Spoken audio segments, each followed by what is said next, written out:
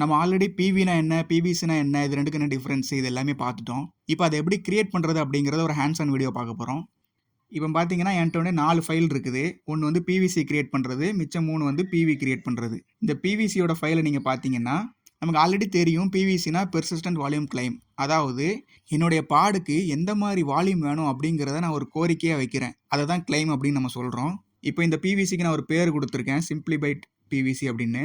அப்புறம் என்னுடைய பாடுக்கு வந்து read write once access mode இருக்கிற 1 GB ஸ்டோரேஜில் இருக்கிற ஒரு பிவி வேணும் அப்படிங்கிறத நான் வந்து கோரிக்கையாக வைக்கிறேன். இப்போ வந்து நம்ம ஒரு பிவிசியை ஃபஸ்ட் நம்ம கிரியேட் பண்ணணும். ஃபஸ்ட் நம்ம பிவிசி எதுவும் இருக்கா அப்படின்றத பார்த்துக்குறோம். kubectl get pvc அப்படின்ற கமாண்ட் ரன் பண்ணுறேன். இப்போதைக்கு எந்த பிவிசியும் இல்லை. இப்போ நம்ம அப்ளை கமாண்ட் மூலமாக நம்ம பிவிசியை கிரியேட் பண்ணிக்கலாம். இப்போ பார்த்தீங்கன்னா பிவிசி வந்து கிரியேட் ஆயிருச்சு. ஓகே, நம்ம கிரியேட் ஆன பிவிசி நம்ம பார்க்கலாம். பழைய கமாண்ட் தான் kubectl get pvc. இப்போ பார்த்தீங்கன்னா சிம்பிளிபைட் பிவிசி அப்படின்னு ஒரு பிவிசி கிரியேட் ஆகிருக்கு. ஸ்டேட்டஸ் பார்த்தீங்கன்னா பெண்டிங்கில் இருக்குது. அதாவது இது வரைக்கும் எந்த வால்யூம் கூடயும் அது மவுண்ட் பண்ணலை. ஏன் மவுண்ட் ஆகலைன்னா எந்த வால்யூமே அவைலபிளாக இல்லை. வால்யூம் அவைலபிளாக இருக்கா இல்லைன்னு எப்படி பார்க்குறது? kubectl get pv kubectl get pv அப்படின்ற கமாண்ட் போட்டோன்னா எல்லா பிவியும் வரும். இப்போ பார்த்தீங்கன்னா எந்த பிவியுமே இல்லை. அதனால தான் அவன் எந்த பிவி கூடயும் பவுண்ட் ஆகலை. ஸோ நம்ம என்ன பண்ணுவோம்னா ஃபஸ்ட்டு ஒரு பிவி கிரியேட் பண்ணுவோம். என்னோட பிவிசியில் வந்து என்னோட பாடுக்கு 1 GB ஒரு வால்யூம் வேணும் அப்படின்னு ரெக்வஸ்ட் பண்ணியிருக்கேன். ஸோ அதுக்கு ஏற்ற மாதிரி ஒரு பிவி நம்ம கிரியேட் பண்ணுவோம். இப்போ நான் பிவியோட ஃபைல் ஓப்பன் பண்ணுறேன். வழக்கம் போல் கைண்டில் வந்து பெர்சிஸ்டன்ட் வால்யூம்னு கொடுத்துருக்கோம். நேம் வந்து சிம்பிளிபைட் பிவி. இதில் ஸ்டோரேஜ் பார்த்தீங்கன்னா 1 GB. அப்புறம் வந்து ரீட் ரைட் ஒன்ஸ் மோடு அப்படின்னு சொல்லியிருக்கேன். இதுதான் முக்கியமான விஷயம். Persistent volume reclaim policy. Reclaim பாலிசினா ஒன்ஸ் நான் இதை கிரியேட் பண்ணிட்டேன்னா ஒரு பிவிசி கூட அட்டாச் ஆகும். கரெக்டாக? அந்த பிவிசி சப்போஸ் டெலீட் ஆச்சுன்னா இந்த பிவி என்ன பண்ணணும் அப்படின்றத சொல்கிறது தான் இந்த ரீக்ளைம் பாலிசி. இப்போ நான் ரீடைன் அப்படின்னு கொடுத்துருந்தேன்னா அந்த பிவிசி டெலீட் ஆனாலும் இது அப்படியே இருக்கும், எதுவுமே ஆகாது, டேட்டா எல்லாமே அப்படியே இருக்கும். சப்போஸ் இதில் நான் டெலீட் அப்படின்னு கொடுத்துட்டேன்னு வச்சுக்கோங்க, பிவிசி டெலீட் ஆனால் இதுவும் டெலீட் ஆயிரும். இன்னொரு ஆப்ஷன் இருக்குது, ரீசைக்கிள் அப்படின்னு சொல்கிறாங்க. அது என்னன்னா அந்த பிவி டெலீட் ஆகாது, ஆனால் உள்ளே இருக்கிற டேட்டா எல்லாத்தையுமே ஃப்ளஷ் பண்ணி ஒரு எம்டி பிவியாக மாற்றிடும். அண்ட் அது டிப்ரிகேட்டட் அப்படின்னு சொல்கிறாங்க. அதாவது அப்கமிங் வெர்ஷன்ஸில் வந்து அதை ரிமூவ் பண்ணிடுவாங்க. ஸோ இப்போதைக்கு நம்மளுக்கு இருக்கிற ரெண்டே ஆப்ஷன் என்னென்னா ரீடைனு, இன்னொன்று டெலீட். இப்போ நான் என்ன பண்ணுறேன்னா டெலீட்லேயே வைக்கிறேன். ஓகே, இப்போ இந்த பிவியை வந்து நம்ம கிரியேட் பண்ணணும். 1 GB பிவி நான் கிரியேட் பண்ணுறேன். இப்போ பார்த்தீங்கன்னா கிரியேட்டட்னு வந்துருச்சு. இப்போ வந்து 1 GB பிவி வந்து கிரியேட் ஆகிருக்கு. ரீக்ளைம் பாலிசி நம்ம கொடுத்தது எல்லாமே வந்திருக்கு. ஸ்டேட்டஸ் பார்த்தீங்கன்னா பவுண்டுன்னு வந்திருக்கு. அதாவது ஒரு பிவிசி கூட நான் பவுண்ட் ஆகிட்டேன் அப்படின்னு சொல்கிறது தான் இந்த ஸ்டேட்டஸு. நம்மள்ட்ட இருக்கிறது ஒரு பிவிசி தான், அது கூட இது பவுண்ட் ஆகிருக்குன்னு நினைக்கிறேன். நம்ம பார்ப்போம். ஆமாம், நம்ம கிரியேட் பண்ண சிம்பிளிபைட் பிவிசி கூட இது வந்து பவுண்ட் ஆகிருச்சு. இதுக்கு முன்னாடி நம்ம பார்க்கும்போது பெண்டிங் ஸ்டேட்டில் இருந்துச்சு, ஏன்னா எந்த பிவியுமே இல்லை. இப்போ அதுக்கு ஏற்ற ஒரு பிவி வந்ததுனால இது வந்து பவுண்ட் ஆயிருச்சு. ஓகே, இப்போ நான் என்ன பண்ணுறேன்னா பிவிசியை வந்து டெலீட் பண்ணுறேன். இந்த பிவி ஆட்டோமேட்டிக்காக டெலீட் ஆகுதா அப்படின்னு பார்ப்போம். இப்போ இந்த பிவிசியை டெலீட் பண்ணால் இந்த பிவி டெலீட் ஆகணும், ஏன்னா நம்ம வந்து ரீக்ளைம் பாலிசி டெலீட் கொடுத்துருக்கோம். அது டெலீட் ஆகுதான்றதை பார்ப்போம். ஃபஸ்ட்டு நான் பிவிசியை வந்து டெலீட் பண்ண போகிறேன். டெலீட் பண்ணுற கமாண்ட் ரொம்ப சிம்பிள் தான். kubectl delete பிவிசி கொடுத்துட்டு அந்த பிவிசியோட நேம் கொடுத்தீங்கன்னா பிவிசி வந்து டெலீட்டட் அப்படின்னு வந்திருக்கு. இப்போ நம்ம பிவி என்ன ஆச்சுன்னு பார்ப்போம். பார்த்தீங்கன்னா பிவியும் டெலீட் ஆயிருச்சு. பிகாஸ் நம்ம வந்து ரீக்ளைம் பாலிசி வந்து டெலீட்னு கொடுத்துருக்கோம். இப்போ நான் என்ன பண்ணுறேன்னா அகைன் ஒரு பிவிசி கிரியேட் பண்ணுறேன் 1 GB ரெக்யர்மெண்ட்டுக்கு. சேம் அதே பிவிசியை கிரியேட் பண்ணிட்டேன். இதோட ரெக்யர்மெண்ட் வந்து 1 GB.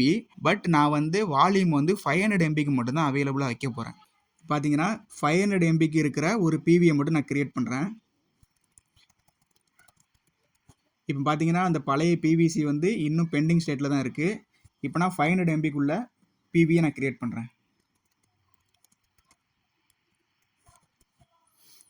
பிவி கிரியேட் ஆயிருச்சு. இப்போ பார்த்தீங்கன்னா 500 MB கெப்பாசிட்டி உள்ள ஒரு பிவி இருக்குது. ஸ்டேட்டஸ் அவைலபிள், அதாவது நான் அவைலபிளாக இருக்கேன், யாருனாலும் பைண்ட் பண்ணிக்கோங்க அப்படின்னு சொல்லுது. ஆனால் இது இன்னும் பைண்ட் ஆகலை. அண்ட் பிவிசியும் பார்த்தீங்கன்னா பெண்டிங்லேயே இருக்குது. பிகாஸ் நம்மளோட ரெக்யர்மெண்ட் 1 GB, ஆனால் 500 MB தான் இருக்குது. ஸோ இவன் கடைசி வரைக்கும் இப்படி பெண்டிங்லேயே இருப்பான். இந்த மாதிரி விஷயத்துக்கு தான் நமக்கு ஸ்டோரேஜ் கிளாஸ் அப்படின்னு ஒன்று தேவைப்படுது. இதுதான் ஸ்டோரேஜ் கிளாஸ் கிரியேட் பண்ணுற YAML ஃபைல். ஸ்டோரேஜ் கிளாஸ்னால் என்ன நமக்கு ஆல்ரெடி தெரியும். இந்த மாதிரி பிவிசி வந்து வால்யூம் இல்லாமல் தவிக்கக்கூடாது, எப்பயுமே அதுக்கு வந்து பிவியே இல்லைனாலும் ஆட்டோமேட்டிக்காக அது பிவியை கிரியேட் பண்ணிக்கணும் அப்படின்றதுக்காக தான் இந்த ஸ்டோரேஜ் கிளாஸ் அப்படின்னு ஒன்று இருக்குது. ஸ்டோரேஜ் கிளாஸ் பார்த்தீங்கன்னா ஃபஸ்ட்டு ஸ்டோரேஜ் கிளாஸுக்கு வந்து ஒரு நேம் கொடுத்துக்கணும். அப்புறம் ப்ரொவிஷனர் அப்படின்னு சொல்லிட்டு ஒரு விஷயம் இருக்குது. ப்ரொவிஷனர்னா என்னன்னா, யார் இந்த பிவியை கிரியேட் பண்ண போறா அண்ட் எங்கே கிரியேட் பண்ண போகிறாங்க அப்படின்னு சொல்கிறது தான் இந்த ப்ரொவிஷனர். இப்போ நான் என்ன கொடுத்துருக்கேன்னா மினி கியூப் ஹோஸ்ட் பாத் அப்படின்னு கொடுத்துருக்கேன். அப்படின்னா என்ன அர்த்தம்னா மினி கியூப் தான் கிரியேட் பண்ண போகுது அதோடைய லோக்கல் சிஸ்டமில், அதாவது என்னுடைய லேப்டாப்லேயே இது கிரியேட் பண்ண போகுது. இதுவே நான் வந்து ஒரு ஏடபிள்யூஎஸ்ல இருக்கிற ஒரு கிளவுட் ஸ்டோரேஜ்லேயே ஒரு என்எஃப்எஸ், இபிஎஸ் இந்த மாதிரி வால்யூம்ஸில் நான் கிரியேட் பண்ணணும்னு நினச்சேன்னா அதுக்கு ஏற்ற ப்ரொவிஷனராக இந்த இடத்துல நம்ம போடணும். அது போக ரீக்ளைம் பாலிசி நம்ம கொடுக்கணும். இது மூலமாக நம்ம கிரியேட் பண்ண போகிற வால்யூமோடைய ரீக்ளைம் பாலிசி எப்படி இருக்கணும் அப்படின்றத சொல்கிறது தான் இந்த டெலீட்டு. ஸோ இவன் ஒரு பிவியை கிரியேட் பண்ணான்னா அந்த பிவி வந்து ரீக்ளைம் பாலிசி வந்து டெலீட்டில் தான் கிரியேட் ஆகும். ஓகே, இப்போ இந்த ஸ்டோரேஜ் கிளாஸை நம்ம கிரியேட் பண்ணிடலாம். ஸ்டோரேஜ் கிளாஸ் கிரியேட் பண்ணுறது ரொம்ப சிம்பிள் தான். kubectl அப்ளைன்னு போட்டு அதோட YAML ஃபைலை கொடுத்துருவோம். கொடுத்தா ஒரு ஸ்டோரேஜ் கிளாஸ் கிரியேட் ஆயிருச்சு. இப்போ நம்ம கிரியேட் பண்ணால் மட்டும் பத்தாது, இந்த ஸ்டோரேஜ் கிளாஸை வந்து யார் யூஸ் பண்ணணுமோ அவன்கிட்ட மென்ஷன் பண்ணணும். எந்த பிவிசிக்கு தேவையோ அந்த பிவிசிட்ட சொல்லணும், டேய் நீ வந்து இந்த ஸ்டோரேஜ் கிளாஸை யூஸ் பண்ணி பிவி கிரியேட் பண்ணிக்கோ அப்படின்றத சொல்லணும். அதை சொல்கிறதுக்கு என்ன பண்ணணும்னா அந்த பிவிசியில் இதுதான் நம்ம கிரியேட் பண்ண பிவிசி, இதில் ஸ்பெக்கில் என்ன பண்ணணும்னா ஸ்டோரேஜ் கிளாஸ் நேம் அப்படின்னு கொடுத்து நம்மளுடைய ஸ்டோரேஜ் கிளாஸ் நேமோடைய பேரை கொடுக்கணும். நான் வந்து சிம்பிளிஃபைட் ஸ்டோரேஜ் கிளாஸ் அப்படின்னு கொடுத்துருக்கேன். கொடுத்துட்டு நம்ம வந்து மறுபடியும் அப்டேட் பண்ணி பார்ப்போம். நமக்கு ஆல்ரெடி தெரியும் ஒரு ஃபைலை நம்ம சேஞ்ச் பண்ணால் அந்த ஃபைலை நம்ம டெலிட் பண்ணி கிரியேட் பண்ண அவசியம் இல்லை. kubectl அப்ளை கொடுத்தாலே அதுவே அப்டேட் ஆயிரும். ஸோ நான் வந்து பிவிசி ஃபைலில் வந்து சேஞ்ச் பண்ணியிருக்கேன், ஸ்டோரேஜ் கிளாஸ் ஆட் பண்ணியிருக்கேன். ஸோ நான் பிவிசி ஃபைலை மறுபடியும் அகைன் அப்ளை கொடுக்குறேன். இப்போ என்ன வருதுன்னா கான்ஃபிகர்டுன்னு வருது, கிரியேட்டட்னு வரல, கான்ஃபிகர்னு வந்திருக்கு. அப்படின்னா அப்டேட் ஆகிருக்கு அப்படின்னு சொல்லுது. இப்போ நம்ம பிவிசியை பார்ப்போம். இப்போ பார்த்தீங்கன்னா பவுண்ட் ஸ்டேட்டில் இருக்குது. நம்ம எந்த பிவியுமே நம்ம கிரியேட் பண்ணல, ஆனால் பவுண்ட் ஸ்டேட்டில் வந்திருக்கு. எப்படி வந்துச்சுன்றதை பார்ப்போம்.